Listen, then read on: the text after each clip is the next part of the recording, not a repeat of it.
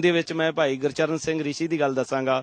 ਉਹ 27 ਸਾਲ ਮੰਜੇ ਤੇ ਪਿਆ ਰਿਹਾ ਔਰ ਉਸ ਨੂੰ ਚੁੱਕ ਕੇ ਅਦਾਲਤ ਦੇ ਵਿੱਚ ਲਿਆਂਦਾ ਤੇ ਜੱਜ ਇੱਕੇ ਵਾਰੀ ਐ ਖੜੇ ਹੋ ਗਏ कि ये कौन है, ये ऐसे कैसे इसको स्टेचर पर पाया हुआ है।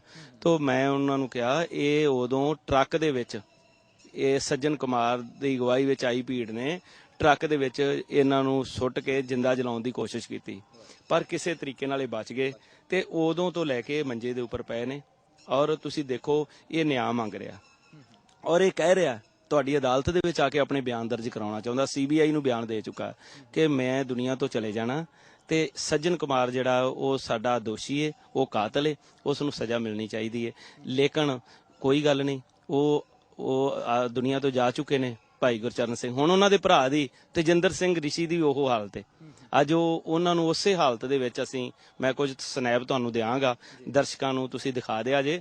ਔਰ ਉਹ ਅੱਜ ਉਸੇ ਹਾਲਤ ਦੇ ਵਿੱਚ ਉਸਨੇ ਵੀ, ਮੈਨੂੰ ਲੱਗਦਾ ਹੈ ਕਿ ਜਿਹੜੇ ਹਾਲਾਤਾਂ ਵਿੱਚ ਗੁਜ਼ਰਨਾ, ਭਾਵੇਂ ਅਸੀਂ ਉਸ ਤੋਂ ਪਹਿਲਾਂ ਚਲੇ ਜਾਈਏ, ਲੇਕਿਨ ਐਸੇ ਹਾਲਾਤਾਂ ਦੇ ਵਿੱਚ ਅੱਜ ਅਸੀਂ ਵਿਚਰ ਰਹੇ ਹਾਂ। ਐਸੇ ਦਰਦਨਾਕ ਸੀਨ ਸਾਡੇ ਸਾਹਮਣੇ ਆ ਔਰ ਦੋਸ਼ੀ ਜਿਹੜੇ ਆ ਉਹ ਇੱਕ ਤਾਣ ਕੇ ਜਗਦੀਸ਼ ਟਾਈਟਲਰ ਵਰਗੇ ਅੱਜ ਕੌਮ ਨੇ ਰੌਲਾ ਪਾਇਆ ਔਰ ਦੁਹਾਈ ਦਿੱਤੀ ਹੈ ਕਿ ਇਹ ਕਾਤਲ ਜਿਹੜੇ ਆ KPS ਗਿੱਲ ਵਰਗੇ ਇਹ ਓਲੰਪਿਕ ਖੇਡਾਂ ਦੇ ਵਿੱਚ ਜਾਣਾ ਚਾਹੁੰਦੇ ਨੇ ਤੇ ਇਹਨਾਂ ਨੂੰ ਰੋਕਿਆ ਜਾਵੇ। ਸਮੇਂ ਸਿਰ ਅਸੀਂ ਆਵਾਜ਼ ਬੁਲੰਦ ਕੀਤੀ ਸਾਰਿਆਂ ਨੇ ਔਰ ਉਹਦੇ ਵਿੱਚ ਮੈਂ ਸਮਝਣਾ ਮੀਡੀਆ ਦਾ, ਸਿੱਖ ਚੈਨਲ ਦਾ ਬੜਾ ਵੱਡਾ ਰੋਲ ਹੈ ਔਰ ਸਾਰੇ ਸਿੱਖ ਭਾਈਚਾਰੇ ਦਾ, ਵਿਦੇਸ਼ਾਂ ਦੇ ਵਿੱਚ ਵਸਦਿਆਂ ਦਾ, ਖਾਸ ਕਰਕੇ ਯੂਰਪ ਕੰਟਰੀਆਂ, ਸਾਰਿਆਂ ਨੇ ਤਨਦੇਹੀ ਨਾਲ ਜ਼ੋਰ ਲਾਇਆ। ਇੱਕ ਵਾਰ ਰੁਕਿਆ, ਲੇਕਿਨ ਚੁੱਪ ਚਪੀਤੇ ਅਮਿਤਾਭ ਬੱਚਨ ਫਿਰ ਵੀ ਉੱਥੇ ਜਾ ਕੇ ਮਿਸਾਲ ਉਸਨੇ ਫੜ ਲਈ। ਔਰ ਤੁਹਾਨੂੰ ਮੈਂ ਇਹਨਾਂ ਦੀ ਸ਼ਰਮਨਾਕ ਫਿਰਕੂ ਪੁਣੇ ਦੀ ਇੱਕ ਜਿਹੜੀ ਦਾਸਤਾਨ ਕੱਲ ਦੀ ਇੰਟਰਨੈਟ ਤੇ ਚੱਲ ਰਹੀ ਹੈ, ਜੈ ਭਾਰਤ ਨਾਂ ਦੀ ਇੱਕ ਕੋਈ ਸਾਈਟ ਹੈ, ਜੈ ਹਿੰਦ, ਔਰ ਉਸ ਦੇ ਉੱਪਰ ਇੱਕ ਫਿਰਕੂ ਪੱਤਰਕਾਰ ਨੇ ਏਡੀ ਘਿਨਾਉਣੀ ਕਾਰਵਾਈ ਕੀਤੀ ਕਿ ਸਰਦਾਰ ਫੌਜਾ ਸਿੰਘ ਜਿਹੜੇ ਓਲੰਪਿਕ ਦੀ ਮਿਸਾਲ ਲੈ ਕੇ ਗੂੰਜੇ ਓਲੰਪਿਕ ਦੇ ਵਿੱਚ, ਉਹਨਾਂ ਨੂੰ ਇਹ ਦਰਸਾਇਆ ਗਿਆ, ਉਹ ਮਜ਼ਾਕ ਦੇ ਵਿੱਚ ਇੱਕ ਥੱਲੇ ਲਿਖ ਦਿੱਤਾ ਗਿਆ ਕਿ ਫੌਜਾ ਸਿੰਘ ਜਗਦੀਸ਼ ਟਾਈਟਲਰ ਤੋਂ ਡਰਦਾ ਹੋਇਆ ਭੱਜ ਰਿਹਾ ਸੀ ਔਰ ਉਹ ਆਪਣੇ 1984 ਤੋਂ ਹੀ ਭੱਜਦਾ ਪਹਿਲਾਂ ਕੈਨੇਡਾ ਆਇਆ ਔਰ ਹੁਣ ਇੰਨਾ ਡਰ ਭੱਜਿਆ ਕਿ ਅੱਗੇ ਟਰੱਕ ਦੇ ਥੱਲੇ ਆ ਕੇ ਇਸ ਦੀ ਮੌਤ ਹੋ ਗਈ। ਯਾਨੀ ਕਿ ਇੱਕ ਕਾਰਟੂਨ ਬਣਾਇਆ ਗਿਆ। ਇੰਨੀ ਸ਼ਰਮਨਾਕ, ਇੰਨੇ ਇਹ ਗੈਰਤ ਲੋਕ ਜਿਹੜੇ ਆ ਔਰ ਮੈਂ ਸਮਝਣਾ ਆਸਾਨ ਫਰਾਮੋਸ਼ ਲੋਕ ਨੇ ਜਿਨ੍ਹਾਂ ਦੇ ਜੰਜੂ ਜਿਹੜੇ ਆ ਇਹਨਾਂ ਦੇ ਗਲਾਂ ਤੋਂ ਲਾਏ ਜਾ ਰਹੇ ਸੀ। ਸਵਾ ਮਣ ਦੇ ਜੰਜੂ ਲਾ ਕੇ ਔਰੰਗਜ਼ੇਬ ਜਿਹੜਾ ਉਹ ਰੋਟੀ ਖਾਂਦਾ ਸੀ। ਤਾਂ ਗੁਰੂ ਤੇਗ ਬਹਾਦਰ ਸਾਹਿਬ ਨੇ ਜਿਹੜੀ ਸ਼ਹਾਦਤ ਦਿੱਤੀ, ਭਾਈ ਮਤੀ ਦਾਸ, ਭਾਈ ਸਤੀ ਦਾਸ ਜੀ, ਭਾਈ ਦਿਆਲਾ ਜੀ ਨੇ ਜਿਹੜੀਆਂ ਕੁਰਬਾਨੀਆਂ ਦਿੱਤੀਆਂ, ਉਹਨਾਂ ਨੂੰ ਇਹ ਸਾਰੇ ਭੁੱਲ ਚੁੱਕੇ ਨੇ। ਅਸੀਂ ਇਹ ਨਹੀਂ ਕਹਿੰਦੇ ਕਿ ਸਾਰੇ ਹਿੰਦੂ ਮਾੜੇ ਨੇ, ਸਾਰੇ ਮੁਸਲਮਾਨ ਮਾੜੇ ਨੇ, ਸਾਰੇ ਈਸਾਈ ਨਹੀਂ, ਲੇਕਿਨ ਜਿਹੜੇ ਫਿਰਕਾ ਪ੍ਰਸਤ ਲੋਕ ਨੇ ਉਹਨਾਂ ਨੂੰ ਅੱਜ ਨੰਗਿਆਂ ਕਰਨ ਦੀ ਲੋੜ ਹੈ। ਨਹੀਂ ਤਾਂ ਦੁਨੀਆ ਦੀ ਕੋਈ ਤਾਕਤ, ਅੱਜ ਜੇ ਕਮੀ ਹੈ ਸਾਡੀ ਆਪਣੀ ਕੌਮ ਦੀ, ਸਾਡੀ ਆਪਸੀ ਧੜੇਬੰਦੀ ਦੀ ਕਮੀ ਹੈ। ਨਹੀਂ ਤਾਂ ਕੀ ਮਜਾਲ ਜੇ ਅਸੀਂ ਗੋਰਿਆਂ ਕੋਲੋਂ ਦੇਸ਼ ਆਜ਼ਾਦ ਕਰਾ ਸਕਦੇ ਹਾਂ, ਇਹਨਾਂ ਵਾਸਤੇ ਚੁਟਕੀ ਦੀ ਗੱਲ ਹੈ ਸਾਡੇ ਸਾਹਮਣੇ। ਲੇਕਿਨ ਸਾਡੇ ਨਾਲ ਜਿਹੜਾ ਜ਼ੁਲਮ, ਸਾਡੇ ਨਾਲ ਜਿਹੜਾ ਤਸ਼ੱਦਦ, ਸਾਡੇ ਨਾਲ ਜਿਹੜਾ ਐਸਾ ਘਟਨਾਕ੍ਰਮ ਵਾਪਰਿਆ, ਉਸ ਘਟਨਾਕ੍ਰਮ ਲਈ ਜਿੰਨੀ ਦੇਰ ਤੱਕ ਇਹ ਲੋਕ ਨੰਗੇ ਨਹੀਂ ਪੂਰੀ ਤਰ੍ਹਾਂ ਹੋ ਜਾਂਦੇ, ਪੂਰੀ ਤਰ੍ਹਾਂ ਇਹ ਬਦਨਾਮ ਨਹੀਂ ਹੋ ਜਾਂਦੇ ਔਰ ਅਸੀਂ ਇਹਨੂੰ, ਜੇ ਇਹਨਾਂ ਨੇ ਸਾਨੂੰ ਇਨਸਾਫ ਨਾ ਦਿੱਤਾ, ਟੈਰਰ ਕੰਟਰੀ ਇਸ ਨੂੰ ਅਸੀਂ ਡਿਕਲੇਅਰ ਕਰਾਵਾਂਗੇ। ਆਤੰਕਵਾਦੀ ਇਹ ਲੋਕ ਨੇ, ਅਸੀਂ ਨਹੀਂ। ਸਾਨੂੰ ਇਹਨਾਂ ਨੇ ਭੰਡਿਆ, ਇਹ ਅੱਤਵਾਦੀ ਨੇ, ਵੱਖਵਾਦੀ ਨੇ, ਦਹਿਸ਼ਤਗਰਦ ਨੇ, ਪਰ ਇਹ ਆਪ ਆਤੰਕਵਾਦੀ ਨੇ। ਇਹਨਾਂ ਨੇ ਸਾਡੇ ਘਰਾਂ ਦੇ ਵਿੱਚੋਂ ਚੁੱਕ ਕੇ, ਅੰਗਰੇਜ਼ਾਂ ਨੇ ਵੀ ਜਲਿਆਂਵਾਲੇ ਬਾਗ ਦੇ ਉੱਪਰ 13 ਅਪ੍ਰੈਲ ਨੂੰ ਹਮਲਾ ਕੀਤਾ ਸੀ ਔਰ ਲੇਕਿਨ ਉਹਨਾਂ ਨੇ ਉਹਨਾਂ ਪਰਿਵਾਰਾਂ ਨੂੰ ਜਿਹੜੇ ਸਿੰਘ ਉੱਥੇ ਸ਼ਹੀਦ ਹੋਏ ਜਾਂ ਜਿਹੜੇ ਭਾਰਤੀ ਉੱਥੇ ਸ਼ਹੀਦ ਹੋਏ, ਉਹਨਾਂ ਦੇ ਪਰਿਵਾਰਾਂ ਨੂੰ ਜਾ ਕੇ ਕੁਝ ਨਹੀਂ ਸੀ ਕਿਹਾ, ਪਰ ਇਹ ਘਰਾਂ ਤੱਕ ਪੁੱਜੇ। ਇਹਨਾਂ ਨੇ ਘਰਾਂ ਦੇ ਵਿੱਚ ਜਾ ਕੇ ਸਾਡੇ ਛੋਟੇ ਬੱਚਿਆਂ ਨੂੰ, ਸਾਡੀਆਂ ਮਾਤਾਵਾਂ ਨੂੰ, ਸਾਡੀਆਂ ਭੈਣਾਂ ਨੂੰ, ਸਾਡੇ ਬਜ਼ੁਰਗਾਂ ਨੂੰ ਕੋਹ ਕੇ ਮਾਰਿਆ। ਇਹ ਇੰਨੇ ਖਤਰਨਾਕ ਨੇ ਔਰ ਇਹ ਆਪਣੇ ਹੱਥੀਂ ਆਪਣੇ ਦੇਸ਼ ਨੂੰ ਤੋੜਨ ਵਾਸਤੇ ਪੂਰੀ ਤਰ੍ਹਾਂ ਲੱਗੇ ਹੋਏ ਨੇ।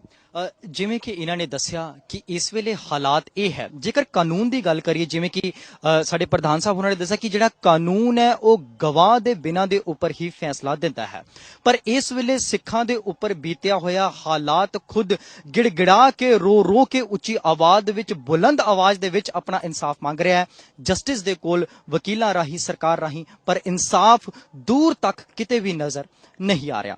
ਪ੍ਰਧਾਨ ਸਾਹਿਬ, ਜਿਵੇਂ ਤੁਸੀਂ ਦੱਸਿਆ ਜਸਟਿਸ ਗਰਗ ਦੀ ਗੱਲ ਕੀਤੀ ਹੈ ਜਾਂ ਹੋਰ ਜਸਟਿਸ ਦੀ ਗੱਲ ਕੀਤੀ ਹੈ, ਕੀ ਰੁਖ ਹੈ ਉਹਨਾਂ ਦਾ ਇਸ ਕੇਸ ਦੇ ਪਸੀ, ਇਸ ਹੇਲੀ ਮੰਡੀ ਦੇ ਉੱਪਰ ਜਿਹੜਾ ਹੋਇਆ ਸਿੱਖ ਕਤਲੇਆਮ ਹੈ, ਇਹਦੇ ਬਿਹਾਫ ਉੱਪਰ ਉਹਨਾਂ ਦਾ ਕੀ ਕਹਿਣਾ ਹੈ? ਦੇਖੋ, ਜਸਟਿਸ ਗਰਗ ਵਾਰ-ਵਾਰ ਇੱਕੋ ਗੱਲ ਜਿਹੜੀ ਦੁਹਰਾ ਰਹੇ ਨੇ, ਅਸੀਂ ਉਹਨਾਂ ਨੂੰ ਕਈ ਵਾਰੀ ਇਸ ਗੱਲ ਤੋਂ ਟੋਕਿਆ ਵੀ। ਉਹ ਕਹਿੰਦੇ ਜੀ ਮੇਰੀ ਡੱਬ ਵਾਲੀ ਇੱਕ ਕਾਂਡ ਹੋਇਆ ਸੀ, ਅਗਨੀ ਕਾਂਡ, ਉਸ ਕਾਂਡ ਦਾ ਕਹਿੰਦਾ ਜੀ ਮੈਂ ਉਸ ਕਮਿਸ਼ਨ ਦਾ ਇੰਚਾਰਜ ਸੀ ਤੇ ਮੈਂ ਮੁਖੀ ਸੀ ਤੇ ਮੈਂ ਬੜੀ ਕੰਪਨਸੇਸ਼ਨ ਦਵਾਈ ਉੱਥੇ, ਮੈਂ ਬੜਾ ਮੁਆਵਜ਼ਾ ਦਵਾਇਆ।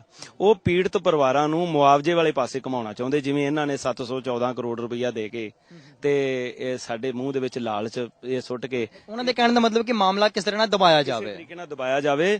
ਔਰ ਉਹ ਵਾਰ-ਵਾਰ ਸਾਡੇ ਨਾਲ ਉਹ ਪੀੜਤ ਪਰਿਵਾਰਾਂ ਨੂੰ ਵੱਖ ਕਰਨ ਦੀ ਕੋਸ਼ਿਸ਼ ਕਰਦੇ ਆ ਕਿ ਵੇਖੋ ਜੀ ਤੁਹਾਨੂੰ ਮੁਆਵਜ਼ਾ ਅਸੀਂ ਦਿਆਂਗੇ, ਲੇਕਿਨ ਪੀੜਤ ਪਰਿਵਾਰਾਂ ਦੇ ਵਿੱਚ ਅਣਖੇ ਗੈਰ ਤੇ ਅੱਜ ਬੀਬੀ ਜਗਦੀਸ਼ ਕੌਰ ਵਰਗੇ 71 ਸਾਲ ਦੀ ਮਾਤਾ, ਜਿਸ ਦੇ ਪਤੀ ਨੂੰ ਉਹਦੀਆਂ ਅੱਖਾਂ ਦੇ ਸਾਹਮਣੇ, ਉਸ ਦੇ ਬੇਟੇ ਨੂੰ ਉਹਦੀਆਂ ਅੱਖਾਂ ਦੇ ਸਾਹਮਣੇ, 3 ਭਰਾਵਾਂ ਨੂੰ ਉਹਦੀਆਂ ਸਾਹਮਣੇ ਅੱਖਾਂ ਦੇ ਸਾਹਮਣੇ ਜਿੰਦਾ ਜਲਾ ਦਿੱਤਾ ਗਿਆ। ਔਰ ਉਸ ਬੀਬੀ ਦੀ ਦਾਸਤਾਨ ਦੇਖੋ ਕਿ ਉਸ ਨੇ ਘਰ ਦੇ ਵਿੱਚ ਜਿਹੜਾ ਫਰਨੀਚਰ ਸੀ ਉਹਨੂੰ ਚੁੱਕ ਕੇ ਆਪਣੇ ਹੱਥੀਂ ਉਹ ਸਾਰੇ ਜਰਨਲਾਂ ਕੋਲ ਗਈ, ਕਿਉਂਕਿ ਉਹਦਾ ਪਤੀ ਜਿਹੜਾ ਫੌਜ ਦਾ ਜਵਾਨ ਸੀ, ਲੇਕਿਨ ਅਫੀਸਰ ਸੀ, ਲੇਕਿਨ ਕਿਸੇ ਨੇ ਜਦੋਂ ਨਹੀਂ ਸੁਣੀ ਤਾਂ ਉਸਨੇ ਆਪਣਾ ਫਰਨੀਚਰ ਘਰ ਦਾ ਇਕੱਠਾ ਕੀਤਾ ਔਰ ਉਹ ਉਹਨਾਂ ਉੱਪਰ, ਆਪਣੇ ਪਤੀ ਦੇ ਉੱਪਰ, ਆਪਣੇ ਭਰਾਵਾਂ ਦੇ ਉੱਪਰ, ਆਪਣੇ ਬੇਟੇ ਦੇ ਉੱਪਰ ਪਾ ਕੇ, ਜਿਹੜਾ 골ਡ ਮੈਡਲਿਸਟ ਸੀ ਉਹਨਾਂ ਦਾ ਬੇਟਾ ਗੁਰਪ੍ਰੀਤ ਸਿੰਘ, ਤੇ ਉਹ ਉਹਨਾਂ ਦਾ ਸੰਸਕਾਰ ਕੀਤਾ। ਤਾਂ ਇਹੋ ਜਿਹੇ ਜਿਹੜੇ ਪੀੜਤ ਪਰਿਵਾਰ ਨੇ, ਉਹ ਮਾਤਾ ਕਹਿੰਦੀ ਕਿ ਮੈਂ ਕਦੋਂ ਤੱਕ, 28 ਸਾਲ ਹੋ ਗਏ ਮੈਨੂੰ, ਪਹਿਲਾਂ ਮੈਂ ਆਪਣੀ ਅੱਖਾਂ ਦੇ ਸਾਹਮਣੇ ਤੇ ਵੇਖਿਆ ਸਾਰਾ ਜ਼ੁਲਮ ਹੁੰਦਾ, ਅੱਜ 28 ਸਾਲ ਉਹ ਮੈਂ ਅੱਖਾਂ ਦੇ ਸਾਹਮਣੇ ਸੀਨ ਲੈ ਕੇ ਵਾਰ-ਵਾਰ ਮੈਨੂੰ ਜਲੀਲ ਕੀਤਾ ਜਾਂਦਾ। ਆ ਹੁਣ ਤੁਸੀਂ ਕਰਤੂਤ ਦੇਖ ਲਓ ਸੱਜਣ ਕੁਮਾਰ ਦੀ, ਸੁਪਰੀਮ ਕੋਰਟ ਤੱਕ ਗਿਆ ਉਹ ਕਹਿੰਦਾ ਜੀ ਜਿਹੜੇ ਬਿਆਨ ਬੀਬੀ ਜਗਦੀਸ਼ ਕੌਰ ਨੇ ਦਿੱਤੇ, ਇਹਦੀ ਬਹਿਸ ਮੈਨੂੰ ਕਰਨ ਦਾ ਮੌਕਾ ਦਿੱਤਾ ਜਾਵੇ ਬੀਬੀ ਜਗਦੀਸ਼ ਕੌਰ ਨਾਲ। ਜਾਣੀ ਕਿ ਇਹੋ ਜਿਹੇ ਦੋਸ਼ੀ ਜਿਹੜੇ ਇੰਨੇ ਆਪਣੇ ਆਪ 'ਚ ਪਾਵਰਫੁਲ ਮਹਿਸੂਸ ਕਰਦੇ ਨੇ, ਅੱਜ ਵੀ ਉਹਨਾਂ ਦੀ ਸਰਕਾਰ ਹੈ, ਉਦੋਂ ਵੀ ਉਹਨਾਂ ਦੀ ਸਰਕਾਰ ਸੀ, ਤਾਂ ਉਹ ਜਿਹੜੇ ਆ ਇਹ ਸਾਰਾ ਕੁਝ ਕਰ ਰਹੇ ਨੇ। ਲੇਕਿਨ ਸਾਨੂੰ ਜਿਹੜੀ ਸਭ ਤੋਂ ਜਿਹੜੀ ਮੈਂ ਘਾਟ ਮਹਿਸੂਸ ਕਰ ਰਿਹਾ ਔਰ ਜਿਸ ਦੇ ਨਾਲ ਸਾਨੂੰ ਵਾਰ-ਵਾਰ ਮਹਿਸੂਸ ਹੁੰਦਾ, ਉਹ ਸਾਡੀ ਆਪਣੀ ਸਿੱਖ ਲੀਡਰਸ਼ਿਪ ਜਿਹੜੀ ਘੂਕ ਸੁੱਤੀ ਪਈ ਹੈ, ਜਿਸ ਦੇ ਜਿਵੇਂ ਇੱਕ ਐਸੇ ਮਦਹੋਸ਼ੀ ਦੇ ਵਿੱਚ ਉਹ ਅੱਜ ਬੈਠੀ ਹੈ ਕਿ ਉਸ ਨੂੰ ਕੋਈ ਪਤਾ ਨਹੀਂ ਕਿ ਸਾਡੀ ਕੌਮ ਦੇ ਨਾਲ ਇਹ ਜੋ ਕੁਝ ਵਾਪਰਿਆ ਔਰ ਇਸ ਦਾ ਕਿਵੇਂ ਅਸੀਂ ਹਿਸਾਬ ਕਿਤਾਬ ਲੈਣਾ। ਅਸੀਂ ਉਹਨਾਂ ਨੂੰ ਵਾਰ-ਵਾਰ ਉਹਨਾਂ ਨੂੰ ਜਗਾਉਣ ਦੀ ਕੋਸ਼ਿਸ਼ ਕਰਦੇ ਹਾਂ ਔਰ ਉਹਨਾਂ ਨੂੰ ਸਵਾਲ ਕਰਦੇ ਹਾਂ ਕਿ ਇਸ ਗੱਲ ਦੀ ਗਾਰੰਟੀ ਹੈ ਕਿ ਸਿੱਖ ਕੌਮ ਹੁਣ ਦੇਸ਼ ਭਾਰਤ ਦੇ ਅੰਦਰ ਸੁਰੱਖਿਅਤ ਹੈ? ਕੀ ਹੁਣ ਦੰਗੇ ਨਹੀਂ ਹੋਣਗੇ? ਹੁਣ ਇਸ ਤਰ੍ਹਾਂ ਦੀਆਂ ਘਟਨਾਵਾਂ ਨਹੀਂ ਹੋਣਗੀਆਂ? ਕਿਉਂਕਿ ਪਹਿਲੀਆਂ ਘਟਨਾਵਾਂ ਦੇ ਦੋਸ਼ੀ ਜਿਹੜੇ ਉਹ ਸ਼ਰੇਆਮ ਸਾਡੇ ਸਾਹਮਣੇ ਘੁੰਮ ਰਹੇ ਨੇ। ਜੀ, ਗੱਲ ਤੁਸੀਂ ਕੀਤੀ ਹੈ ਲੀਡਰਸ਼ਿਪ ਦੀ, ਤੇ ਇੱਥੇ ਇੱਕ ਮੈਂ ਸਵਾਲ ਜ਼ਰੂਰ ਕਰਨਾ ਚਾਹਾਂਗਾ ਕਿ ਲੀਡਰਸ਼ਿਪ ਦੇ ਵਿੱਚ ਜਦੋਂ ਗੱਲ ਆਉਂਦੀ ਹੈ ਤਾਂ ਸਭ ਤੋਂ ਪਹਿਲਾਂ ਨਾਂ ਆਉਂਦਾ ਹੈ ਸ਼੍ਰੋਮਣੀ ਗੁਰਦੁਆਰਾ ਪ੍ਰਬੰਧਕ ਕਮੇਟੀ ਦਾ, SGPC ਦਾ, ਅਕਾਲ ਤਖਤ ਸਾਹਿਬ ਦਾ। ਇਹਨਾਂ ਨੇ ਇਸ ਕਾਂਡ ਦੇ ਉੱਪਰ ਕੋਈ ਟਿੱਪਣੀ ਜਾਂ ਕੋਈ ਤਰਕ ਵਿਤਰਕ ਜਾਂ ਕੋਈ ਆਪਣੇ ਵਿਚਾਰ ਦਿੱਤੇ ਨੇ? ਦੇਖੋ, ਇਲੈਕਸ਼ਨਾਂ ਦੇ ਵਿੱਚ ਸਭ ਤੋਂ ਪਹਿਲਾਂ ਮੁੱਦਾ ਹੀ ਇਹੋ ਬਣਾਉਂਦੇ ਆ ਕਿ ਸਾਡੇ ਨਾਲ ਜੀ ਕਾਂਗਰਸ ਨੇ ਬੜਾ ਜ਼ੁਲਮ ਕੀਤਾ, ਸਾਡੇ ਦਰਬਾਰ ਸਾਹਿਬ ਦੇ ਉੱਤੇ ਹਮਲਾ ਕਰ ਦਿੱਤਾ, ਭਾਰਤੀ ਫੌਜਾਂ ਨੇ ਹਮਲਾ ਕਰ ਦਿੱਤਾ ਔਰ ਸਾਡੇ ਸਿੱਖਾਂ ਦਾ ਕਤਲੇਆਮ ਕਰ ਦਿੱਤਾ। ਅਥਰੂ ਵਹਾਉਂਦੇ ਨੇ ਔਰ ਉਸ ਤੋਂ ਬਾਅਦ ਚੋਣ ਜਿੱਤ ਲੈਂਦੇ ਆ ਤੇ ਚੁੱਪ ਕਰਕੇ ਘਰਾਂ 'ਚ ਬੈਠ ਜਾਂਦੇ ਆ। ਜਿਹੜੇ ਸਾਡੇ ਦੂਜੇ ਵੀਰ ਨੇ ਉਹ ਇਹ ਗੱਲ ਕਹਿੰਦੇ ਕਿ ਅਸੀਂ ਖਾਲਿਸਤਾਨ ਤਾਂ ਬਣਾਉਣਾ, ਲੇਕਿਨ ਖਾਲਿਸਤਾਨ ਬਣਾਉਣ ਵਾਸਤੇ ਆਪਣੇ ਖਾਲਸ ਸਿੰਘਾਂ ਨੂੰ ਇਕੱਠੇ ਨਹੀਂ ਕਰਨਾ, ਲੇਕਿਨ ਅਸੀਂ ਲੜਦੇ ਰਹਿਣਾ, ਇੱਕ ਦੂਜੇ ਦੀਆਂ ਪੱਗਾਂ ਲਾਉਂਦੇ ਰਹਿਣਾ, ਇੱਕ ਦੂਜੇ ਨੂੰ ਨਿੰਦਦੇ ਰਹਿਣਾ ਕਿ ਇੱਕ ਦੂਸਰੇ ਨੂੰ ਇੰਨਾ ਕੁਝ ਕਹਿਣਾ। ਜਦੋਂ ਅਸੀਂ ਕਹਿੰਦੇ ਹਾਂ ਕਿ ਅਸੀਂ ਰਾਜ ਭਾਗ ਦੇ ਮਾਲਕ ਬਣਨਾ, ਤਾਂ ਗੁਰੂ ਸਾਹਿਬ ਨੇ ਸਾਨੂੰ ਜਿਹੜੀ ਸਿੱਖਿਆ ਦਿੱਤੀ ਹੈ, ਠੀਕ ਹੈ ਨਾ, ਹੋਏ ਇਕੱਤਰ ਮਿਲੋ ਮੇਰੇ ਭਾਈ, ਦੁਬਦਾ ਦੂਰ ਕਰੋ ਲਿਵਲਾਏ, ਅਸੀਂ ਉਹਦੇ ਮੁਤਾਬਕ ਚੱਲਣ ਦੀ ਕੋਸ਼ਿਸ਼ ਨਹੀਂ ਕਰ ਰਹੇ। ਇਹ ਹਾਲਾਤਾਂ ਦੇ ਵਿੱਚੋਂ ਅਸੀਂ ਗੁਜ਼ਰ ਰਹੇ ਹਾਂ। ਅੱਜ ਕੱਲਾ ਕਰਨੈਲ ਸਿੰਘ ਕੀ ਕਰ ਸਕਦਾ ਜੇ ਉਸ ਦਾ ਨਾਲ ਕੌਮ ਨਾ ਹੋਵੇ? ਕੌਮ ਬਹੁਤ ਨਾਲ ਸਾਥ ਦੇ ਰਹੀ ਹੈ, ਤਾਂ ਹੀ ਮੈਂ ਖੜਾ। ਕੌਮ ਨੇ ਹਮੇਸ਼ਾ ਸਾਥ ਦਿੱਤਾ ਹੈ, ਲੇਕਿਨ ਜਿਹੜੇ ਕੌਮ ਦੇ ਆਪਣੇ ਆਪ ਨੂੰ ਆਗੂ ਹੋਉਂਦੇ ਨੇ ਉਹ ਮਦਹੋਸ਼ੀ ਦੇ ਵਿੱਚ ਨੇ, ਕੌਮ ਦੇ ਅੰਦਰ ਤੜਫੇ। ਅੱਜ ਦੁਨੀਆ ਭਰ ਦੇ ਸਿੱਖ ਜਿਹੜੇ ਆ ਉਹ ਮਹਿਸੂਸ ਕਰਦੇ ਨੇ ਕਿ ਸਾਡੇ ਨਾਲ ਅਨਿਆਂ ਜਿਹੜਾ ਹੋਇਆ, ਜ਼ੁਲਮ ਹੋਇਆ, ਉਸ ਦੇ ਜਿਹੜੇ ਕਾਤਲ ਨੇ ਉਹਨਾਂ ਨੂੰ ਸਜ਼ਾਵਾਂ ਕਦੋਂ ਮਿਲਣਗੀਆਂ?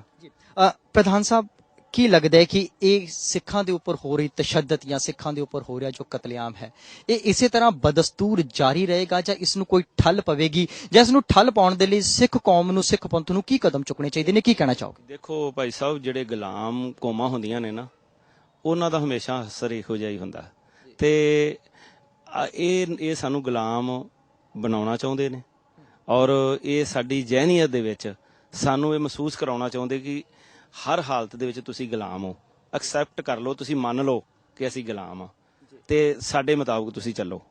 ਫਿਰ ਅਸੀਂ ਤੁਹਾਡੇ ਭਾਵੇਂ ਡਾਕਟਰ ਮਨਮੋਹਨ ਸਿੰਘ ਦੇ ਰੂਪ ਦੇ ਵਿੱਚ ਕੋਈ ਪ੍ਰਧਾਨ ਮੰਤਰੀ ਬਣੀ ਜਾਵੇ, ਭਾਵੇਂ ਗਿਆਨੀ ਜੈਲ ਸਿੰਘ ਦੇ ਰੂਪ ਵਿੱਚ ਰਾਸ਼ਟਰਪਤੀ ਬਣਿਆ ਜਾਵੇ, ਫਿਰ ਇਹਨਾਂ ਨੂੰ ਕੋਈ ਉਸ ਦਸਤਾਰ ਨਾਲ ਦੁੱਖ ਨਹੀਂ। ਲੇਕਿਨ ਜਦੋਂ ਕੋਈ ਦਸਤਾਰਧਾਰੀ ਸੰਤ ਜਰਨੈਲ ਸਿੰਘ ਭਿੰਡਰਾਂਵਾਲੇ ਦੇ ਰੂਪ ਵਿੱਚ, ਭਾਈ ਅਮਰੀਕ ਸਿੰਘ ਜੀ ਦੇ ਰੂਪ ਦੇ ਵਿੱਚ ਜਦੋਂ ਸਾਹਮਣੇ ਆਉਂਦਾ ਤਾਂ ਉਸ ਵਕਤ ਇਹ ਲੋਕ ਬਰਦਾਸ਼ਤ ਨਹੀਂ ਕਰਦੇ। ਫਿਰ ਉਹਨੂੰ ਅੱਤਵਾਦੀ ਕਹਿੰਦੇ, ਵੱਖਵਾਦੀ ਕਹਿੰਦੇ ਆ। ਆ ਕੁਲਦੀਪ ਨਈਅਰ ਦੀ ਕਰਤੂਤ ਦੇਖ ਲਓ, ਸਾਡੀਆਂ ਕਾਨਫਰੰਸਾਂ ਦੇ ਵਿੱਚ ਆ ਕੇ, ਸਾਡੇ ਸੈਮੀਨਾਰਾਂ 'ਚ ਆ ਕੇ ਸਾਡੇ ਮਤਿਆਂ ਦੇ ਹੱਕ ਵਿੱਚ ਬੋਲਦੇ ਰਹੇ ਔਰ ਬੜੀਆਂ ਗੱਲਾਂ ਕਰਦੇ ਰਹੇ। ਲੇਕਿਨ ਅੱਜ ਜਦੋਂ ਸੰਤਾਂ ਦੀ ਯਾਦਗਾਰ ਬਣਾਉਣ ਦੀ ਗੱਲ ਆਈ ਤੇ ਸਭ ਤੋਂ ਵੱਡਾ ਇਹਨੇ ਵਿਰੋਧ ਕੀਤਾ ਜੀ, ਦਰਬਾਰ ਸਾਹਿਬ ਆਤੰਕਵਾਦੀਆਂ ਦਾ ਅੱਡਾ ਬਣ ਜਾਏਗਾ ਇੱਥੇ ਜੀ, ਇਹ ਦੇਖੋ ਖੂਨ ਵਹਿਆ।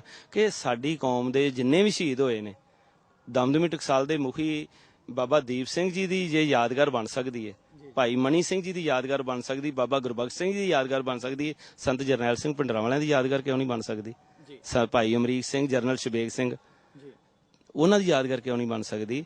ਇੱਥੇ ਇੱਕ ਗੱਲ ਮੈਂ ਆਪ ਜੀ ਨੂੰ ਜ਼ਰੂਰ ਪੁੱਛਣਾ ਚਾਹਾਂਗਾ ਕਿ ਜੇ ਤੁਸੀਂ ਗੱਲ ਕੀਤੀ ਹੈ ਗੁਲਾਮੀ ਦੀ, ਤਾਂ ਗੁਲਾਮ ਉਹੀ ਕੌਮ ਹੁੰਦੀ ਹੈ ਜਿੱਥੇ ਅਨਪੜਤਾ, ਬੇਰੁਜ਼ਗਾਰੀ ਹੁੰਦੀ ਹੈ। ਤੇ ਜੇਕਰ ਅਸੀਂ ਗੱਲ ਕਰੀਏ ਆਪਣੀ ਸਿੱਖ ਕੌਮ ਦੀ, ਤਾਂ ਬੜੇ ਸੂਝਵਾਨ, ਬੜੇ ਵਿਦਵਾਨ ਆਪਣੇ ਆਪ ਨੂੰ ਅਖਾਉਣ ਵਾਲੇ ਇਸ ਕੌਮ ਦੇ ਵਿੱਚ ਬੈਠੇ ਨੇ। ਪਰ ਇਸ ਦੇ ਬਾਵਜੂਦ ਵੀ ਕੀ ਕਾਰਨ ਹੈ ਕਿ ਆਪ ਜੀ ਦੇ ਮੁਖਾਰਬਿੰਦ ਤੋਂ ਇਹ ਨਿਕਲ ਰਿਹਾ ਹੈ ਕਿ ਅਸੀਂ ਗੁਲਾਮ ਹੋ ਜਾਵਾਂਗੇ? ਨਹੀਂ, ਮੈਂ ਇਹ ਮਹਿਸੂਸ ਕਰਦਾ ਕਿ ਸਾਡੀ ਕੌਮ ਦੇ ਵਿੱਚ ਕੋਈ ਘਾਟ ਨਹੀਂ ਹੈਗੀ।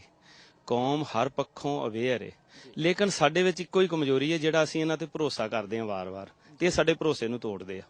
ਅਸੀਂ ਵਾਰ-ਵਾਰ ਇਹ ਮਹਿਸੂਸ ਕਰਦੇ ਹਾਂ ਕਿ ਇਹ ਦੇਸ਼ ਨੂੰ ਆਜ਼ਾਦ ਕਰਾਉਣ ਵਾਸਤੇ ਇੰਨੀਆਂ ਕੁਰਬਾਨੀਆਂ ਕੀਤੀਆਂ, ਇੰਨਾ ਜ਼ੁਲਮ ਤਸ਼ੱਦਦ ਝੱਲਿਆ, ਇੰਨਾ ਕੁਝ ਸਾਡੇ ਨਾਲ ਵਾਪਰਿਆ, ਕਾਲੇ ਪਾਣੀਆਂ ਤੱਕ ਗਏ ਔਰ ਜੇਲ੍ਹਾਂ ਦੇ ਵਿੱਚ ਜ਼ੁਲਮ ਤਸ਼ੱਦਦ ਹੋਇਆ, ਫਾਂਸੀਆਂ ਦੇ ਫੰਨਿਆਂ ਤੇ ਚੜੇ ਔਰ ਕਿਸ ਤਰ੍ਹਾਂ ਦੀਆਂ ਘਟਨਾਵਾਂ, ਕੂਕਾ ਲਹਿਰ ਦੇ ਵਿੱਚ ਜੰਡਾਂ ਦੇ ਨਾਲ ਬੰਨ ਕੇ ਆਪਣੇ ਤੋਪਾਂ ਦੇ ਅੱਗੇ ਉਡਾ ਦਿੱਤਾ ਗਿਆ ਸਿੱਖਾਂ ਨੂੰ।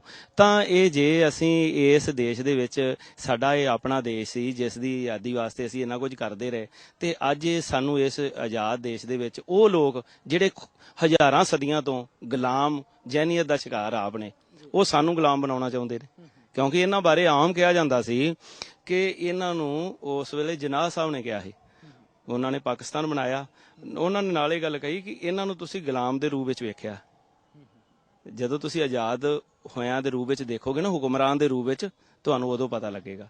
ਸੋ ਇਸ ਸਮੇਂ ਦੀ ਅੱਜ ਸਿੱਖ ਲੀਡਰਸ਼ਿਪ ਨੇ ਫੈਸਲਾ ਕਰਨਾ, ਤੇ ਮੈਂ ਆਪਣੀ ਸਾਰੀ ਕੌਮ ਦੇ ਲੀਡਰਾਂ ਨੂੰ, ਆਪਣੀ ਕੌਮ ਦੇ ਦਰਦੀਆਂ ਨੂੰ ਔਰ ਆਪਣੀ ਕੌਮ ਦੇ ਮੀਡੀਆ ਨੂੰ, ਜਿੰਦੇ 'ਚ ਸਿੱਖ ਚੈਨਲ ਵੀ ਆਉਂਦਾ, ਇਹੋ ਹੀ ਅਪੀਲ ਕਰਾਂਗਾ ਕਿ ਅੱਜ ਸਾਡੀ ਕੋਸ਼ਿਸ਼ ਇਹੋ ਹੋਣੀ ਚਾਹੀਦੀ ਹੈ ਕਿ ਸਿੱਖ ਕੌਮ ਦੀ ਜਿਹੜੀ ਕਰੀਮ ਹੈ, ਜਿਹੜਾ ਬ੍ਰੇਨ ਹੈ, ਉਹ ਇਕੱਠਾ ਹੋਵੇ, ਇੱਕ ਸੋਚ ਸੋਚੇ ਯਹੂਦੀਆਂ ਵਾਂਗ, ਕਿਵੇਂ ਉਹਨਾਂ ਦੇ ਉੱਪਰ ਜ਼ੁਲਮ ਹੋਇਆ ਸੀ ਔਰ ਕਿਵੇਂ ਉਹ ਸਰਵਾਈਵ ਕੀਤੇ, ਕਿਵੇਂ ਅੱਗੇ ਵਧੇ।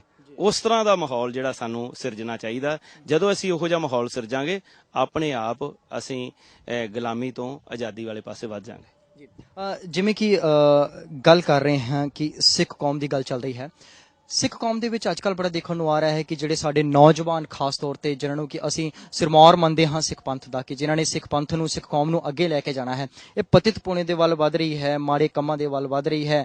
ਇਸ ਬਾਰੇ ਕੀ ਕਹਿਣਾ ਚਾਹੋਗੇ? ਦੇਖੋ, ਹਮੇਸ਼ਾ ਖਤਰਾ ਹੁੰਦਾ ਸੋਨੇ ਨੂੰ, ਹੀਰੇ ਨੂੰ, ਤੇ ਕੌਮ ਹੀਰਿਆਂ ਦੀ ਹੈ, ਸਿੱਖ ਕੌਮ ਹੀਰਿਆਂ ਦੀ ਔਰ ਇਹ ਸੁਨਹਿਰੀ ਭਵਿੱਖ ਵਾਲੀ ਕੌਮ ਹੈ।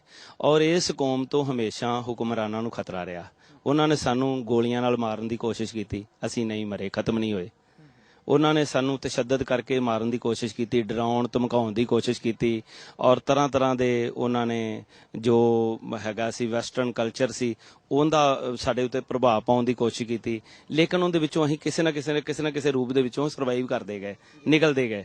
ਲੇਕਿਨ ਹੁਣ ਉਹਨਾਂ ਦੀ ਜਿਹੜੀ ਕੋਸ਼ਿਸ਼ ਹੈ ਕਿ ਇਹਨਾਂ ਨੂੰ ਪ੍ਰੋਕਸੀ ਵਾਰ, ਨਸ਼ਿਆਂ ਦੀ ਗੁਲਾਮ ਬਣਾ ਕੇ ਇਹਨਾਂ ਨੂੰ ਇਸ ਤਰ੍ਹਾਂ ਦੇ ਹਾਲਾਤ ਕਰ ਦਿਓ ਜਿਵੇਂ ਚਾਈਨਾ ਦੇ ਵਿੱਚ ਵਾਪਰਿਆ ਸੀ। ਇਸ ਤਰ੍ਹਾਂ ਦੇ ਹਾਲਾਤਾਂ ਦੇ ਵਿੱਚੋਂ ਇਹ ਕੌਮ ਆਪਣੇ ਆਪ ਹੀ, ਇਹਨਾਂ ਦੀ ਗੈਰਤ, ਇਹਨਾਂ ਦੇ ਸਾਹਮਣੇ ਇਹਨਾਂ ਦੀਆਂ ਧੀਆਂ ਭੈਣਾਂ ਦੀ ਬੇਪਤੀ ਹੋਵੇ, ਇਹਨਾਂ ਦੇ ਉੱਪਰ ਕੋਈ ਜ਼ੁਲਮ ਤਸ਼ੱਦਦ ਹੋਵੇ, ਇਹ ਅੱਖ ਹੀ ਨਾ ਚੁੱਕ ਸਕਣ। ਤਾਂ ਠੀਕ ਹੈ ਨਾ ਜੀ, ਇਹੋ ਜਿਹੇ ਹਾਲਾਤਾਂ ਦੇ ਵਿੱਚ ਸਾਨੂੰ ਦੇਖਣਾ ਚਾਹੁੰਦੇ ਆ। ਪਰ ਇਹਨਾਂ ਜਿਹੜੇ ਇਹ ਸਾਡੇ ਦੁਸ਼ਮਣ ਨੇ, ਉਹਨਾਂ ਤੋਂ ਸਾਨੂੰ ਚੁਕੰਨੇ ਹੋਣ ਦੀ ਲੋੜ ਹੈ, ਵਿਚਾਰਨ ਦੀ ਲੋੜ ਹੈ। ਕਦੀ ਉਹਨਾਂ ਨੂੰ ਅੰਡਰ ਐਸਟੀਮੇਟ ਨਹੀਂ ਕਰਨਾ ਚਾਹੀਦਾ। ਉਹ ਸਾਡੇ ਨਾਲ ਜੋ ਕਰ ਰਹੇ ਆ, ਪ੍ਰੀ ਪਲਾਨਡ ਕਰ ਰਹੇ ਆ, ਤੇ ਅਸੀਂ ਉਹਦੇ ਤੋਂ ਕਿਵੇਂ ਬਚਣਾ, ਔਰ ਕਿਵੇਂ ਅਸੀਂ ਆਪਣੀ ਕੌਮ ਨੂੰ ਬਚਾਉਣਾ ਹੈ, ਆਪਣੀਆਂ ਭੈਣਾਂ ਜਿਹੜੀਆਂ ਉਹਨਾਂ ਨੂੰ ਇੱਕ ਜਿਹੜਾ ਰੋਲ ਮਾਡਲ ਦੇ ਰੂਪ ਦੇ ਵਿੱਚ ਵੀਰਾਂ ਨੂੰ ਜਿਹੜਾ ਮਾਈ ਭਾਗੋ ਦਾ ਔਰ ਸਾਹਿਬਜ਼ਾਦਾ ਅਜੀਤ ਸਿੰਘ, ਜੁਝਾਰ ਸਿੰਘ, ਬਾਬਾ ਜੋਰਾਵਰ ਸਿੰਘ, ਬਾਬਾ ਫਤਿਹ ਸਿੰਘ ਦਾ ਜਿਹੜਾ ਉਹ ਸੁਨਹਿਰੀ ਅਧਿਆਏ ਆ ਉਹਦੇ ਨਾਲ ਕਿਵੇਂ ਜੋੜਨਾ, ਉਹ ਇੱਕ ਸਾਨੂੰ ਉਹਦੇ ਵਾਸਤੇ ਬੜੀ ਵੱਡੀ ਲੋੜ ਹੈ ਤੇ ਉਹਦੇ ਵਿੱਚ ਮੈਂ ਸਮਝਣਾ ਕਿ ਬਹੁਤ ਕੁਝ ਅਜੇ ਕਰਨ ਦੀ ਲੋੜ ਹੈ।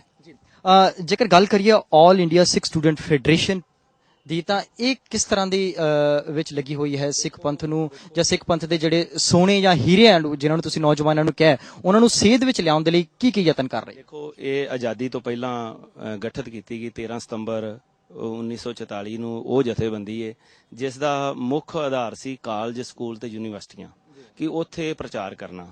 ਲੇਕਿਨ ਇਹ ਇੱਕ ਬਹੁਤ ਵਧੀਆ ਲੀਡਰਸ਼ਿਪ ਪ੍ਰੋਵਾਈਡ ਕਰਕੇ ਸ਼੍ਰੋਮਣੀ ਅਕਾਲੀ ਦਲ ਨੂੰ ਦਿੰਦੀ ਸੀ। ਅੱਜ ਸ਼੍ਰੋਮਣੀ ਅਕਾਲੀ ਦਲ ਵਿੱਚ ਪੁੱਤ ਭਤੀਜਿਆਂ ਦਾ ਦੌਰ ਚੱਲ ਪਿਆ, ਪੁੱਤਰ ਮੋਹ ਦਾ ਦੌਰ ਚੱਲ ਪਿਆ, ਤਾਂ ਉਹ ਜਿਹੇ ਹਾਲਾਤਾਂ ਦੇ ਵਿੱਚ ਇੱਕ ਖਲਾਅ ਆਇਆ ਔਰ ਇਹਨਾਂ ਦੀ ਗਵਰਨਮੈਂਟ ਦੀ ਕੋਸ਼ਿਸ਼ ਹੋਈ ਕਿ ਇਹਨੂੰ ਤੀਲਾ ਤੀਲਾ ਕਰ ਦਿੱਤਾ ਜਾਵੇ, ਆਲ ਇੰਡੀਆ ਸਿੱਖ ਸਟੂਡੈਂਟ ਫੈਡਰੇਸ਼ਨ ਨੂੰ। ਇਹਨੂੰ ਇੰਨੇ ਗਰੁੱਪਾਂ ਦੇ ਵਿੱਚ, ਇੰਨੇ ਦੋ ਬੰਦਿਆਂ ਦੇ ਵਿੱਚ ਇਹਨਾਂ ਨੂੰ ਵੰਡ ਦਿੱਤਾ ਜਾਵੇ, ਤੇ ਉਹਦਾ ਇਹ ਸ਼ਿਕਾਰ ਹੋਈ ਜਥੇਬੰਦੀ। ਲੇਕਿਨ ਜਦੋਂ ਮੈਂ ਤੱਕਿਆ ਕਿ ਮੇਰੀ ਜ਼ਿੰਮੇਵਾਰੀ ਸ੍ਰੀ ਅਕਾਲ ਤਖਤ ਸਾਹਿਬ ਦੇ ਉਸ ਵੇਲੇ ਦੇ ਜਥੇਦਾਰ ਪ੍ਰੋਫੈਸਰ ਮਨਜੀਤ ਸਿੰਘ, 5 ਸਿੰਘ ਸਾਹਿਬਾਨ ਨੇ ਫੈਡਰੇਸ਼ਨ ਦੇ ਧੜਿਆਂ ਨੂੰ ਏਕਤਾ ਕਰਵਾ ਕੇ 19 ਜਨਵਰੀ 1995 ਨੂੰ ਜਦੋਂ ਲਾਈ, ਤਾਂ ਮੈਂ ਮਹਿਸੂਸ ਕੀਤਾ ਕਿ ਸਾਨੂੰ ਕਿਸ ਤਰ੍ਹਾਂ ਦੀ ਰਣਨੀਤੀ ਬਣਾ ਕੇ ਚੱਲਣਾ ਪਏਗਾ। ਤਾਂ ਉਹ ਸਾਡੇ ਸਾਹਮਣੇ ਸਭ ਤੋਂ ਵੱਡਾ ਇਹ ਸਵਾਲ ਸੀ ਕਿ ਆਲ ਇੰਡੀਆ ਸਿੱਖ ਸਟੂਡੈਂਟ ਫੈਡਰੇਸ਼ਨ ਨੇ ਤੇ ਦਮਦਮੀ ਟਕਸਾਲ ਨੇ ਮੋਢੇ ਨਾਲ ਮੋਢਾ ਲਾ ਕੇ ਸੰਘਰਸ਼ ਲੜਿਆ, ਔਰ ਉਸ ਸੰਘਰਸ਼ ਦੇ ਕਰਕੇ ਆ ਜਿਹੜੇ ਹਾਲਾਤ ਦੇ ਵਿੱਚੋਂ ਅੱਜ ਅਸੀਂ ਗੁਜ਼ਰ ਰਹੇ ਹਾਂ, ਉਹਦੇ ਜਿਹੜਾ ਚੰਗਾ ਪੱਖ ਸੀ ਉਹਨੂੰ ਬਦਨਾਮ ਕਰਨ ਦੀ ਕੋਸ਼ਿਸ਼ ਕੀਤੀ ਗਈ, ਔਰ ਜਿਹੜਾ ਮਾੜਾ ਪੱਖ ਹਰ ਮੂਵਮੈਂਟ ਦੇ ਵਿੱਚ ਆਉਂਦਾ, ਜਿਵੇਂ ਸਾਡੇ ਵਿੱਚ ਵੀ ਘੁਸਪੈਠ ਕਰ ਗਏ ਸੀ ਲੋਕ ਜਿਹੜੇ ਕਿ ਕੁਝ ਇਹੋ ਜਿਹੇ ਕੰਮ ਕਰਦੇ ਸੀ ਜਿਹੜੇ ਕਿ ਸ਼ਰਮਨਾਕ ਗੱਲਾਂ ਸੀ, ਉਹਦੇ ਕਰਕੇ ਜਿਹੜੇ ਇੱਕ ਐਸੇ ਹਾਲਾਤ ਪੈਦਾ ਹੋਏ ਕਿ ਫੈਡਰੇਸ਼ਨ ਦੇ ਵਿੱਚ ਵੀ ਕਈ ਤਰ੍ਹਾਂ ਦੇ ਟਾਊਟ, ਕਈ ਤਰ੍ਹਾਂ ਦੇ ਇਸ ਤਰ੍ਹਾਂ ਦੇ ਬਦਮਾਸ਼ ਟੋਲੇ, ਮੈਂ ਸ਼ਬਦ ਵਰਤ ਰਿਹਾ ਕਿ ਇਸ ਤਰ੍ਹਾਂ ਦੇ ਬੰਦੇ ਜਿਨ੍ਹਾਂ ਦਾ ਕੋਈ ਵਾਹ ਵਾਸਤਾ ਨਹੀਂ ਸੀ ਆਲ ਇੰਡੀਆ ਸਿੱਖ ਸਟੂਡੈਂਟ ਫੈਡਰੇਸ਼ਨ ਨਾਲ, ਉਹਨਾਂ ਨੂੰ ਵਿੱਚ ਘੁਸਪੈਠ ਕਰਵਾ ਦਿੱਤੀ ਗਈ ਤੇ ਇੰਜ ਮਹਿਸੂਸ ਹੋਣ ਲੱਗਾ ਕਿ ਇਹ ਵੀ ਫੈਡਰੇਸ਼ਨ ਹੈ, ਆਹ ਵੀ ਫੈਡਰੇਸ਼ਨ ਹੈ, ਕਿਸ ਫੈਡਰੇਸ਼ਨ ਤੇ ਭਰੋਸਾ ਕਰੋ। ਤਾਂ ਇਹ ਹਾਲਾਤ ਬਣ ਗਏ। ਨਵੀਂ ਭਰਤੀ ਰੁਕ ਗਈ। ਨਵੀਂ ਭਰਤੀ ਵਾਸਤੇ ਜਦੋਂ ਬੱਚਿਆਂ ਕੋਲ ਜਾਈਦਾ ਸੀ, ਉਹਨਾਂ ਦੇ ਮਾਪਿਆਂ ਕੋਲ ਜਾਈਦਾ ਸੀ, ਉਸ ਵੇਲੇ CID ਮਗਰ ਆ ਜਾਂਦੀ ਸੀ, ਤਾਂ ਉਹ ਕਹਿੰਦੇ ਸੀ ਹੋਰ ਕਿੱਥੇ ਮਰਜ਼ੀ ਜੁੜ ਜਾਓ, ਫੈਡਰੇਸ਼ਨ ਦਾ ਮੈਂਬਰ ਨਾ ਬਣਿਆ ਜੇ, ਨਹੀਂ ਤਾਂ ਅੱਤਵਾਦੀ ਬਣਾ ਦੇਣਗੇ।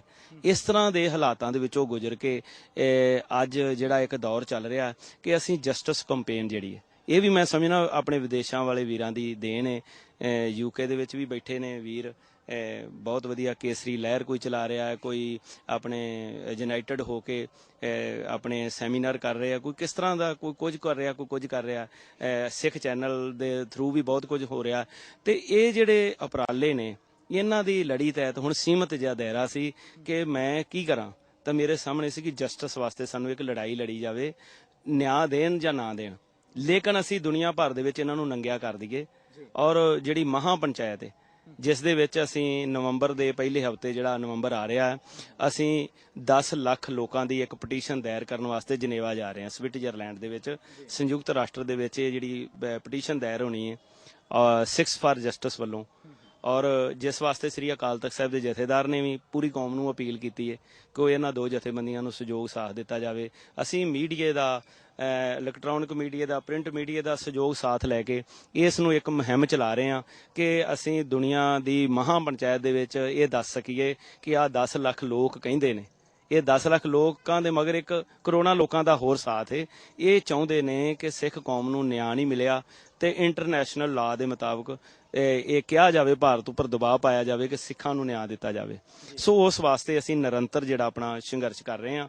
ਤੇ ਅੱਜ ਇਹ ਆ ਸਾਡਾ ਨਾਲ ਨਸ਼ਿਆਂ ਦੇ ਵਿਰੁੱਧ ਔਰ ਪਤਤਪੁਣੇ ਦੇ ਵਿਰੁੱਧ ਜੋ ਸਿੱਖੀ ਸਰੂਪ ਤੋਂ ਬੇਮੁਖ ਹੋ ਰਹੇ ਨੇ ਨੌਜਵਾਨ, ਉਹਨਾਂ ਨੂੰ ਲਿਟਰੇਚਰ ਦੇ ਰਹੇ ਹਾਂ, ਉਹਨਾਂ ਨੂੰ ਜੋ ਵੀ ਆਪਣੇ ਵੱਲੋਂ ਕੋਸ਼ਿਸ਼ ਕਰ ਰਹੇ ਹਾਂ। ਪਰ ਇਹ ਕੋਸ਼ਿਸ਼ਾਂ ਜਿਹੜੀਆਂ ਨੇ, ਜਿੰਨੇ ਵੀ ਸੰਤ ਮਹਾਂਪੁਰਸ਼ ਨੇ ਜਿਹੜੇ ਬਾਹਰ ਵਿਦੇਸ਼ਾਂ ਨੂੰ ਭੱਜਦੇ ਆ, ਮੈਨੂੰ ਕਈ ਵਾਰ ਸਪਾਂਸਰ ਬਾਹਰੋਂ ਆਈ, ਲੇਕਿਨ ਮੈਂ ਸਮਝਣਾ ਕਿ ਮੇਰੇ ਵੀਰਾਂ ਨਾਲ ਮੇਰੀ ਰੋਜ਼ ਗੱਲ ਹੁੰਦੀ ਹੈ, ਲੇਕਿਨ ਮੈਂ ਉੱਥੇ ਜਾਣ ਤੋਂ ਪਹਿਲਾਂ ਕੁਝ ਇਸ ਤਰ੍ਹਾਂ ਦਾ ਮੇਰੇ ਕੋਲ ਕੁਝ ਮੈਂ ਦੱਸ ਤਾਂ ਸਕਾਂ ਆਪਣੀ ਕੌਮ ਨੂੰ ਕਿ ਮੈਂ 7 ਸਮੁੰਦਰ ਪਾਰ ਕਰਕੇ ਤੁਹਾਡੇ ਕੋਲ ਆ ਰਿਹਾ ਕਿ ਮੇਰੀ ਕੀ ਅਚੀਵਮੈਂਟ ਹੈ, ਮੈਂ ਕੀ ਕਰਕੇ ਆਇਆ। ਇਹ ਜਿਹੜੇ ਬਾਬਾ ਜੀ ਜਾਂਦੇ ਨੇ ਉਹ ਪਹਿਲਾਂ ਇੱਥੇ ਪ੍ਰਚਾਰ ਕਰਨ। ਛੋਟਾ ਜਿਹਾ ਪੰਜਾਬ ਹੈ, ਮਹਾ ਪੰਜਾਬ ਦੇ ਵਿੱਚ ਸੀ, ਉਹਨੂੰ ਛੋਟਾ ਕੱਟ ਕੇ ਇੰਨਾ ਕਰ ਦਿੱਤਾ। ਜਿੱਥੇ ਅੱਜ ਖੜੇ ਆ ਇਹ ਸਾਰਾ ਪੰਜਾਬ ਦੀ ਧਰਤੀ ਸੀ, ਠੀਕ ਹੈ। ਇਹਨੂੰ ਕੱਟ ਕੇ ਤੇ ਇਹਨਾਂ ਨੇ ਇੰਨੀ ਕੁ ਪੰਜਾਬੀ ਬਣਾ ਦਿੱਤੀ, ਔਰ ਉਹ ਪੰਜਾਬੀ ਦੇ ਵਿੱਚ ਵੀ ਅੱਜ ਨਾ ਸਾਡੀ ਪੰਜਾਬੀ ਮਾਂ ਬੋਲੀ ਸਾਡੇ ਕੋਲ ਰਹੀ, ਨਾ ਸਾਡੀ ਦੇਸ਼ ਦੀ ਸਾਡੇ ਪੰਜਾਬ ਦੀ ਰਾਜਧਾਨੀ ਚੰਡੀਗੜ੍ਹ, ਉਹਦੇ ਤੇ ਵੀ ਹਰਿਆਣਾ ਕਬਜ਼ਾ ਕਰੀ ਬੈਠਾ। ਤੇ ਇਸ ਤਰ੍ਹਾਂ ਦੇ ਹਾਲਾਤਾਂ ਵਿੱਚ ਗੁਜ਼ਰ ਰਹੇ ਆ। ਸੋ ਮੈਂ ਕਹਿੰਦਾ ਕਿ ਜਿੰਨੇ ਵੀ ਸਿੱਖ ਜਥੇਬੰਦੀਆਂ ਨੇ ਜਾਂ ਕੋਈ ਇੱਕ ਸਿੱਖ ਨੂੰ ਮੇਰੀ ਅਪੀਲ ਹੈ, ਉਹ ਆਪਣੇ ਪੱਧਰ ਦੇ ਉੱਤੇ ਇੱਕ ਸਿਪਾਹੀ ਬਣ ਕੇ ਉਸ ਗੁਰੂ ਗੋਬਿੰਦ ਸਿੰਘ ਜੀ ਦਾ ਖਾਲਸਾ ਪੰਥ ਦਾ ਸਿਪਾਹੀ ਬਣ ਕੇ ਉਹ ਪੰਥ ਦੀ ਸੇਵਾ ਵਾਸਤੇ ਅੱਗੇ ਆਵੇ। ਤਾਂ ਇਹ ਜਿਹੜਾ ਸਿਰ ਜੋੜ ਕੇ ਅਸੀਂ ਜਦੋਂ ਇਸ ਤਰ੍ਹਾਂ ਕਰਾਂਗੇ ਤੇ ਆਪਣੇ ਆਪ ਹੀ ਫਿਰ ਚੜ੍ਹਦੀ ਕਲਾ ਹੋਵੇਗੀ। ਫਿਰ ਜਿਹੜਾ ਸਾਡਾ ਬੋਲੇ ਸੌ ਨਿਹਾਲ ਸਤਿ ਸ੍ਰੀ ਅਕਾਲ ਦਾ ਜਿਹੜਾ ਜਗਾਰਾ ਰਾਜ ਕਰੇਗਾ, ਖਾਲਸਾ ਆਕੀ ਰਹੇ ਨਾ ਕੋਏ, ਤਾਂ ਉਹ ਹੋਵੇਗਾ, ਇਹ ਬੋਲਬਾਲਾ ਸਾਡਾ ਕਾਇਮ ਹੋਵੇਗਾ। ਤੁਹਾਡਾ ਬਹੁਤ-ਬਹੁਤ ਧੰਨਵਾਦ ਪ੍ਰਧਾਨ ਸਾਹਿਬ, ਤੁਸੀਂ ਆਪਣਾ ਕੀਮਤੀ ਸਮਾਂ ਕੱਢ ਕੇ ਸਾਡੇ ਯੂਕੇ ਅਤੇ ਯੂਰਪ ਦੀ ਸੰਗਤਾਂ ਦੇ ਨਾਲ ਵਿਚਾਰ ਸਾਂਝੇ ਕੀਤੇ ਤੇ ਹੇਲੀ ਪਿੰਡ ਦੇ ਵਿੱਚ ਜੋ ਸਿੱਖਾਂ ਦੇ ਉੱਪਰ ਕਤਲੇਆਮ ਹੋਇਆ ਉਸ ਦੇ ਉੱਪਰ ਵਿਚਾਰ ਵਿਮਰਸ਼ ਕੀਤਾ। ਜਿਵੇਂ ਕਿ ਪ੍ਰਧਾਨ ਸਾਹਿਬ ਉਹਨਾਂ ਨੇ ਦੱਸਿਆ ਕਿ ਅਸੀਂ ਉਹਨਾਂ ਲੋਕਾਂ ਦੇ ਉੱਪਰ ਭਰੋਸਾ ਕਰ ਲੈਂਦੇ ਹਾਂ ਜਿਨ੍ਹਾਂ ਲੋਕਾਂ ਨੇ ਸਿਵਾਏ ਸਾਨੂੰ ਤਸ਼ੱਦਦ ਤੇ ਬੇਇਨਸਾਫੀ ਤੋਂ कुछ नहीं देता।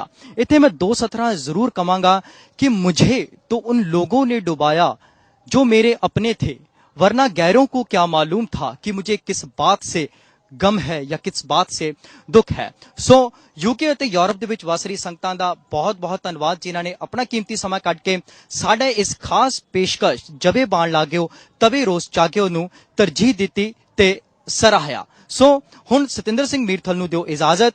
ਮੈਂ ਸਤਿੰਦਰ ਸਿੰਘ ਮੀਰਥਲ, ਗੁਰਪ੍ਰੀਤ ਸਿੰਘ ਪ੍ਰਿੰਸ ਅਤੇ ਕੈਮਰਾਮੈਨ ਗਗਨਦੀਪ ਸਿੰਘ ਅਤੇ ਦਲਜੀਤ ਸਿੰਘ ਦੇ ਨਾਲ ਇੰਡੀਆ ਤੋਂ ਸਿੱਖ ਚੈਨਲ ਦੇ ਲਈ।